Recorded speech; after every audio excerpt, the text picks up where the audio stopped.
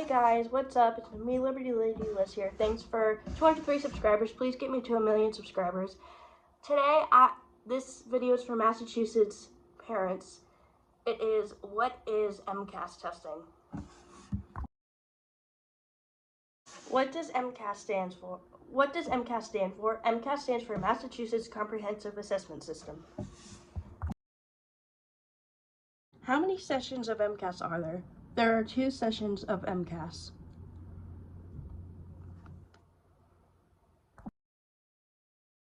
How many MCAS tests are there? There are 3 MCAS tests. What is the purpose of MCAS testing? The purpose of MCAS testing is so DESE, the Massachusetts Department of Elementary and Secondary Education, can see what students can thrive and excel at, what areas students can thrive and excel at, and where they need help. And it's also to see how well the teachers are teaching. Does my child need to pass MCAS in high school to receive a high school diploma? Well, if you're a Massachusetts parent and you voted in the recent presidential election, then there was a question asking if people should have to pass or most specifically, high school students should have to pass MCAS in order to graduate high school and receive a high school diploma.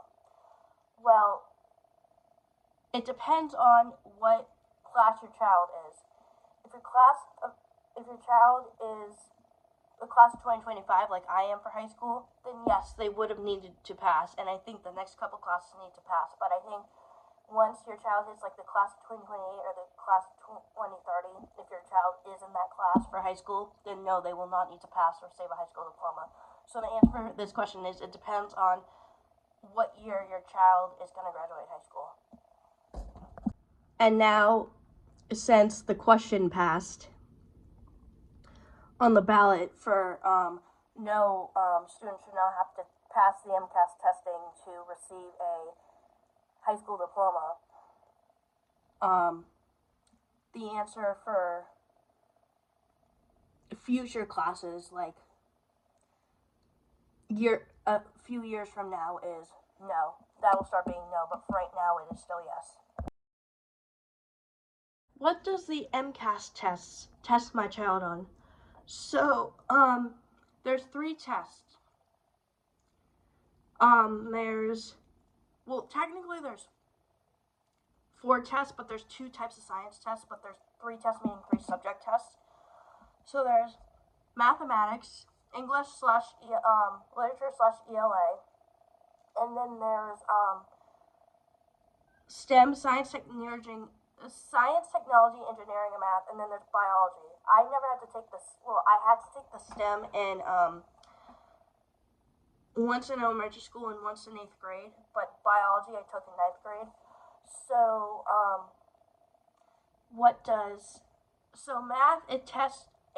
math it gets just like all the others, just like the ELA and science or biology. Biology isn't science, but you know what I mean. Math tests you on algebra as you get older. It tests you on fractions. It tests you on geometry. Tests you on coordinates.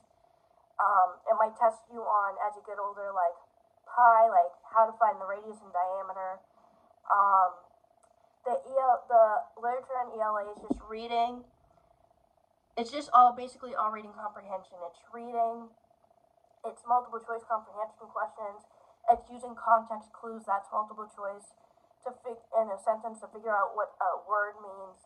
It's open response. It's open-ended questions. Open response meaning you have to find evidence from the text to support your answer. And then STEM is basically just science, engineering questions, like maybe how to put something together. What would you invent if something were to happen? They'd probably give you a scenario. And then biology is Punnett squares, genetics, ecology, the human body, stuff like animals, food chains, which used to confuse me, but now they don't. And then, yeah. So that's what it all depends on what science test you're taking or what type of MCAS test you're taking.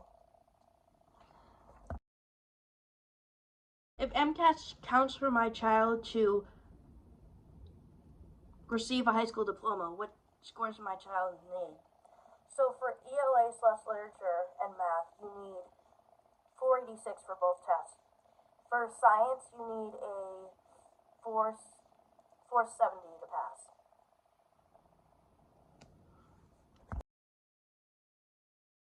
Why does Massachusetts Department of Elementary and Secondary Education keep raising MCAS scores? That's a great question. So, this is what all my teachers have said from elementary school to high school. I started taking the MCAS in the 3rd grade. The first time it was in the booklet. The rest of the time I've taken it on my school Chromebooks. But, my teachers say that the reason is because they want to make it, they keep raising the MCAS score because they want to make it harder for students to pass. So, okay. So, for example, when I was in 10th grade, you needed a 473 to pass the math MCAS. So, well, okay, some people got the score, some people got above the score and they still passed. Just because you reach the passing score doesn't mean you got every single question correct. It means you probably were better in one session than you were in the other session. And my teachers say the reason is because they want to make it harder, so every time multiple kids across the state who take the MCAS testing, because not every school district or private school does, take the MCAS testing, they want to make it harder. So by raising it, they think that it'll be harder and harder for people to pass, for people to reach the passing score. That's why they keep raising the MCAS passing score. Can Massachusetts Department of Elementary and Secondary Education take away MCAS testing? No. And the reason for this is because, yes, MCAS is not a fair way to assess students across the state and what they know, but they just need a way to measure students' achievement and what areas they thrived in and excelled in and what areas they need help. So, no, they can't. And it's also for a way to see, they also need to see if teachers are teaching the material correctly and if they need to help their students so they can excel next time they take the MCAS. But the answer is no, they can't take away the MCAS testing, although it would be nice. Why is MCAS testing unfair to students who take the test? So, there's a basic explanation for this, and the reasoning for this is not what you would think it is. So, the reason why MCAS testing is unfair is because if you're in a public school district, which a lot of people across the state are, and then there's a lot of people in charter and private schools. I go to a private school, but I used to go to public school for 9 years. I went there from public school from kindergarten to 8th grade. But the reason why it's so unfair is because DESE makes the MCAS testing for the average learner in the state of Massachusetts. Meaning the average learners are not on IEP, they're not in special education, they don't have 504 plans. They learn in a normal classroom setting. If you're anything like me and you go to a school, because I go to a school for people with language-based learning disabilities, it's unfair to us. We have an unfair advantage because we have learning disabilities and learning is harder for us than the average student in the state. So that's why it's such an unfair advantage. And it's unfair way because they don't make it for learning disabled kids. Well, normal. The only test they make for learning disabled kids is if you have a really severe learning disability, which I don't. Is if you have like Down syndrome or really severe autism or something like that. That's the only specialized test they take. But for me, because I'm not that severe, my learning disability is not that severe, but it's severe enough to go to a school that can help me with my learning disabilities, I have to take the normal version of the test like any average normal learner in the state. So that's why it's really unfair. Does my child get MCAS prep in school? So, it depends on the school district. A lot of school districts, yes, but some school districts, no. And my private school, yes. So the answer is it all depends on where your child goes to school. Do they go to private school for people with learning disabilities or for people with language-based learning disabilities? Do they go to a charter school? Do they go to public school? So it all depends. But most school districts do prep your child for the MCAS test. And then again, it doesn't guarantee your child's going to pass. It just means that they have a better chance at passing because they got prepared for it by their teachers. And the last question, how will my child and family find out how my child did on the MCAS test? So, let me break it down.